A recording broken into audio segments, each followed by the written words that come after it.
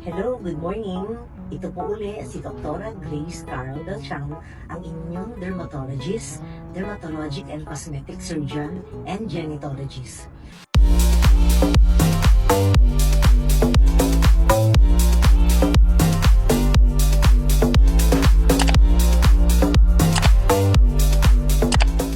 Ang topic po natin ngayon ay about the liver and the skin manifestations of liver diseases. Ang atay ay isang vital organ natin sa katawan na nagtatanggal ng mga lason sa ating katawan. It also is responsible for the development of our food or for the conversion of our food into energy that we can use in our activities. It also is used in the production of substances that aids in our digestion.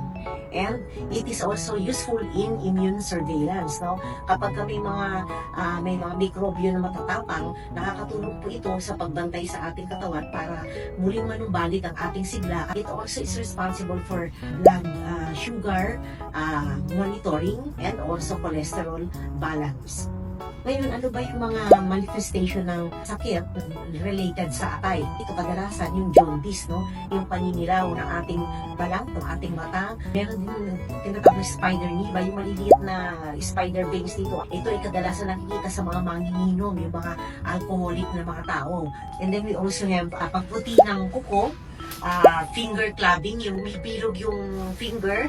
Tapos, it can also lead to palmar erythema, yung mabula-bulay yung palms, no? Akala mo, mistisa ka na naman, yung pala, liver problem lang.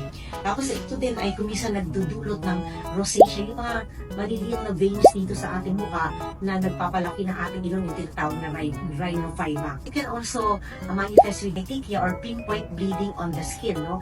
And also, easy bleeding and hematoma. Yung, kunyari, nabumbukol lang na konti, may lang naman yung pagkapuko, magkakaroon ka kagad ng pasa. That is another manifestation of a liver disease. Dark colored pee, no? Pag yung parang tsaka, parang Coca-Cola yung ating ihi, pale stools, that is also a manifestation of a liver disease. Weight loss and muscle loss, plus musty smelling breath, merong a certain smell na related sa liver problem na, at saka yung pangangati.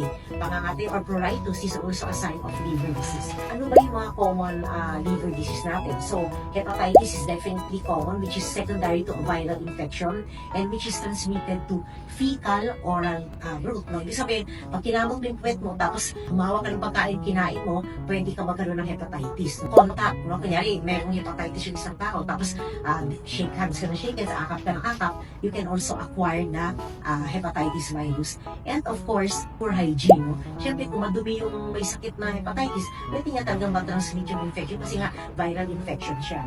You can also get it through sexual contact at birth from mother to child, and also with contaminated blood or blood products pag ikaw ay nagpa-blood transfusion.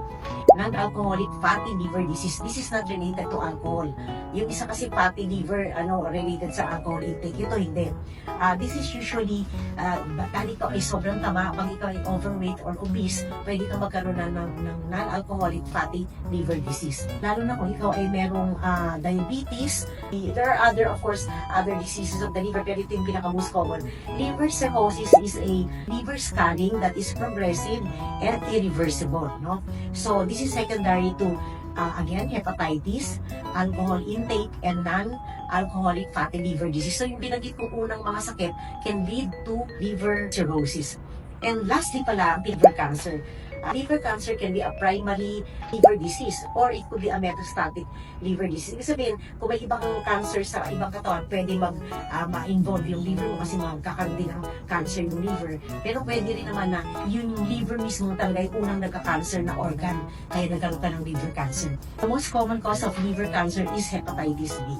Kaya ano ba yung magagawa natin para maiwasan natin at mabigyan natin ng magandang kalusugan ng ating atay? We can give it the best foods. Kain tayo ng mga green leafy vegetables. Tapos we also have the berries, no?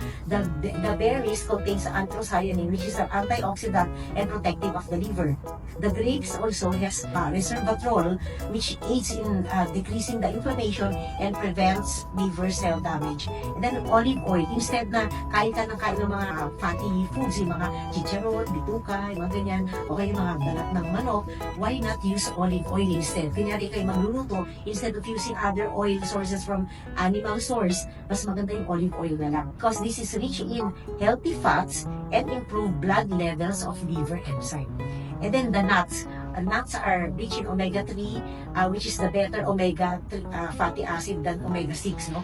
It also has vitamin E and that supports liver health. At ano yung pinaka-worst na pagkain na dapat iwasan mo para magkaroon ka ng healthy liver? Well, it is the highly processed food. No, this can lead to fatty liver and liver damage. So avoid refined sugar, unhealthy fats, additives, other additives, no? Fried foods. Kasi ang fried foods, unhealthy fats na naman, no? Sugary drinks, no? Like sodas at saka fruit juices. Hindi porke fruit juice ay safe na. Kapag masyado maraming added na sugar yung fruit juice mo, it can also damage your liver. Excessive salt intake, which could lead to fluid retention and can worsen liver cirrhosis and liver disease. And lastly, of course, excessive alcohol consumption.